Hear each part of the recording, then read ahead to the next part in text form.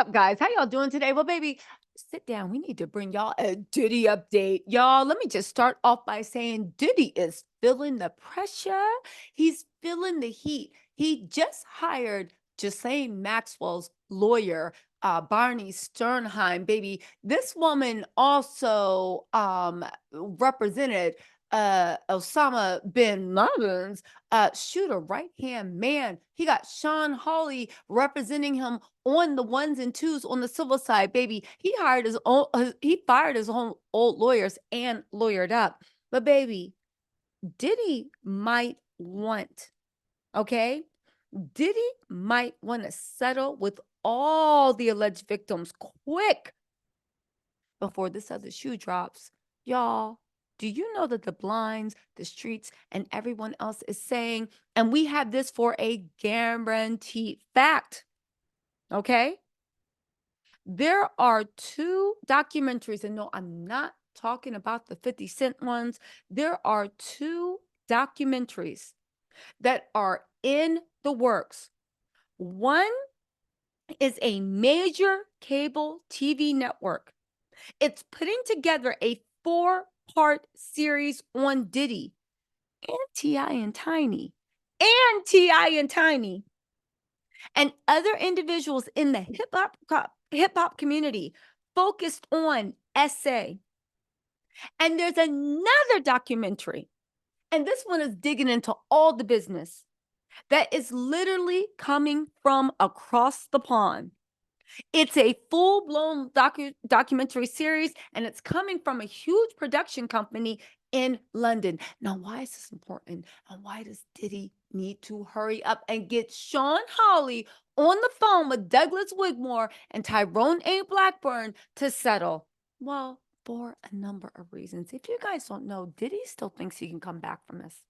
He has Bonnie working on the overseas stuff.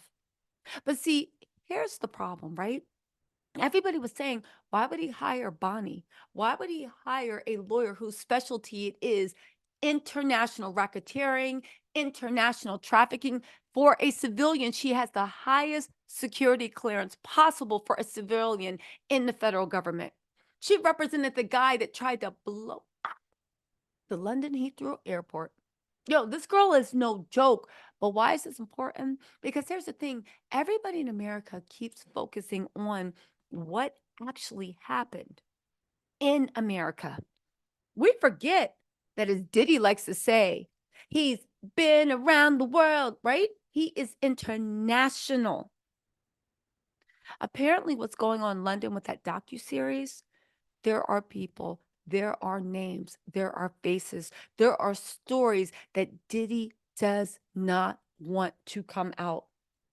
These are full-blown docuseries. The major cable network is putting together the four-part one, right? If you thought the art of dialogues interviews was bad, right? I would settle with everyone. I would settle with Tiffany Red. I would settle with that balcony person. And no, we're not talking about Wale, but whoever he hung off of the 17th floor. I would get them into NDAs yesterday. If he hasn't done it, I don't know what he's waiting on. Listen, this mess that Diddy's going to is about to live forever. Forever, forever, ever, like the R. Kelly videos. Just like surviving R. Kelly. On top of that, the docuseries are said to be delving into a very interesting part of Diddy's life that a lot of people don't realize. A lot of people have been saying that Diddy is into voodoo, Santeria. Let's also not forget that tattoo he got across his chest that everybody says is the Virgin Mary and child, the Black Virgin Mary and child. It is not. Go to Twitter, go to Haitian Twitter, go to Trinidadian Twitter, go to Island Twitter, and take another look at the patron saints. Take another look at the goddesses that he has tattooed on his back. The interesting thing is they are going to take a look into his very unconventional lifestyles. Not just the woman that said they were harmed, but also what really went on with the white fingernail polish. What are his religious beliefs of choice? Baby, they are set to blow the roof off this. The same way Diddy took YouTube, Instagram, and Twitter by storm is the same way they want to take network TV by storm. Okay? Things are going crazy. They got information on the Roger Bonds. They got interesting. They have information on Roger Bonds. They have information with do we say it? Do we say it? Other people that were bodyguards to Diddy. Okay? They said everything. So what's Diddy to do? Well, right now he's shuffling behind Clive Davis. The only problem is people are saying Clive Davis can't protect this man from this. Clive Davis can't protect you from this. Ron Burkle's money may help you invest, but how's that going to protect your public image? How's that going to protect your children from walking down the street and not looking like pariahs? See, here's the thing. I don't know if Diddy is a narcissist, a sociopath. I don't know if he's a bad dude. I don't even know if he's innocent and he has been framed. Let's also not forget Diddy has maintained his innocence. He continues to maintain his innocence. He even said him like basically funding, well, now I don't want to use the term funding, but paying Cassie what she's due was just an act of kindness and not something out of not the works of a desperate man. So where are we with this? You got a major cable TV network about to blow up your whole spot.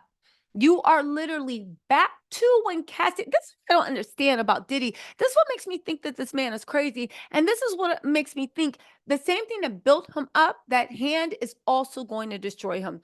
You literally are right back to where you were before Cassie came out. Remember before we knew what was Cassie? He was negotiating with Cassie 4 months with the settlement. Him and his lawyers thought Ish was sweet.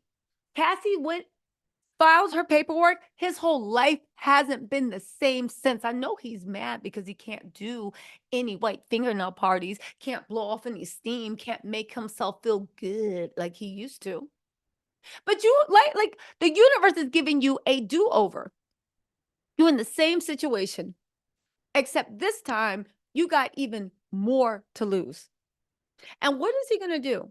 Is he going to finally just do the smart thing and settle and pay these victims? Right? Is he going to put Sean Hawley on the phone with Tyrone A. Blackburn and Douglas Wigmore? Or is he going to do the same thing he did with Cassie?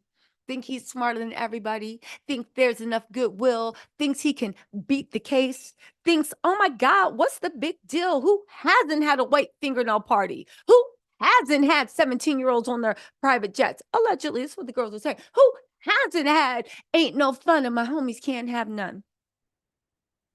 If Sean Hawley doesn't sit Diddy down and say, I'll tell you who hasn't, 99% of people in this world, and I'll tell you who's not going for it, 98% of people in this whole world, and I'll tell you who can't protect you against this public storm. Because at the end of the day, it's been YouTube, it's been blogs, it's been this. Baby, what happens when you are live in 4K in the middle of somebody's living room in Oklahoma?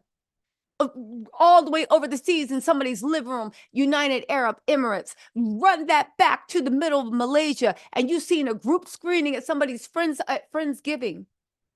Whatever he thinks that he's lost from Cassie, this major cable network 4-part docu-series, and also this deep dive documentary series that's being shaped up overseas, baby, he ain't seen nothing yet.